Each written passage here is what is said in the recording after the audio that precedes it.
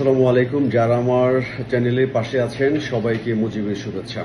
আজকে আপনাদের সামনে আসলাম আরেকটা নতুন একটা বিষয় নিয়ে, যেটা ইতিমধ্যে সবার কিছু কিছু লোকজন জেনে গেছেন।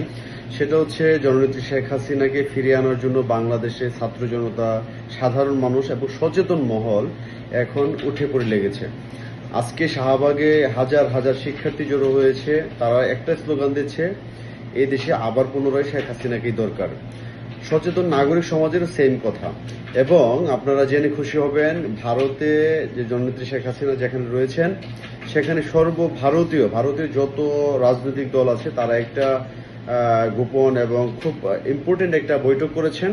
এবং বৈঠকে তারা এই সিদ্ধান্তই নিয়েছেন, বিভিন্ন সূত্র মারফতে আমরা জানতে পেরেছি যে জননেত্রী শেখ হাসিনাকে দেশে প্রত্যাবর্তন করাবে এবং বাংলাদেশের মানুষ যে তাকে চাচ্ছে, সেই বাংলাদেশের মানুষের হাতে বাংলাদেশের সম্পদকে তারা ফিরিয়ে দিবে। এবং সেনাবাহিনী তাকে যেমন সসম্মানে ভারতে পাঠিয়ে দিয়েছিলেন, ভারতে দিয়ে এসেছিলেন, এবং সেই সেনাবাহিনী এবং লক্ষ লক্ষ মানুষ তাকে পুনরায় এয়ারপোর্টে রিসিভ করবে।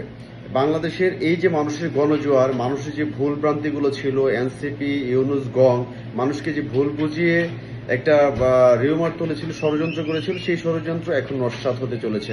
ইউনুস গং এখন গতকাল আপনারা জেনে থাকবেন যে জামায়াত, বিএনপি, এনসিপি সমগ্র জঙ্গি টঙ্গি যারা আছে সবাইকে নিয়ে একটা বৈঠক করেছে যমুনাতে।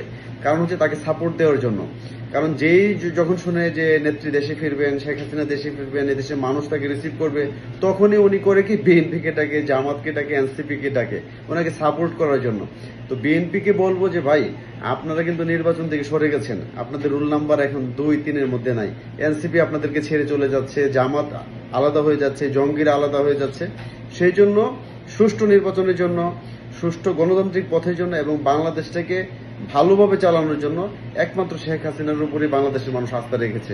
এবং তার প্রমাণ এখন লক্ষ লক্ষ মানুষ শাহবাগ মোড়ে, যমুনার সামনে, গণভবনের সামনে, সব জায়গাতে এখন হাজার হাজার মানুষ নেমে আসতে শুরু করেছে। সেই জন্য আওয়ামী লীগের ভাইদেরকে বলবো, আপনারা বিভেদ ভুলে আপনারা ঐক্যবদ্ধ হন। ইনশাল্লাহ বিজয় খুব সন্নিকটে। সেই জন্য কেউ কারোর সাথে ছোটখাটো বিষয় নিয়ে কলহে জড়াবেন না, কেউ কোনো ধরনের বিভ্রান্তিতে পড়বেন না, কেউ কোনো কিছুতে লোভে পড়বেন না। ঐক্যবদ্ধ থাকুন, বিজয় ইনশাল্লাহ সুনিশ্চিত। এবং যে আন্তর্জাতিক মিডিয়াগুলোতে উঠে এসেছে এবং আন্তর্জাতিক যে ভালো ভালো দিকগুলো মিডিয়াগুলো রয়েছে সেখানে এসেছে, হয়তো 1 থেকে 1.5 মাসের মধ্যেই জননেত্রী শেখ হাসিনা পুনরায় এই বাংলাদেশে আপনাদের মাঝে এসে হাজির হচ্ছেন এবং বাংলাদেশ হাল এদেশের জনগণের মানুষ তাকে বুঝিয়ে দিবে, দায়িত্ব বুঝিয়ে দিবে।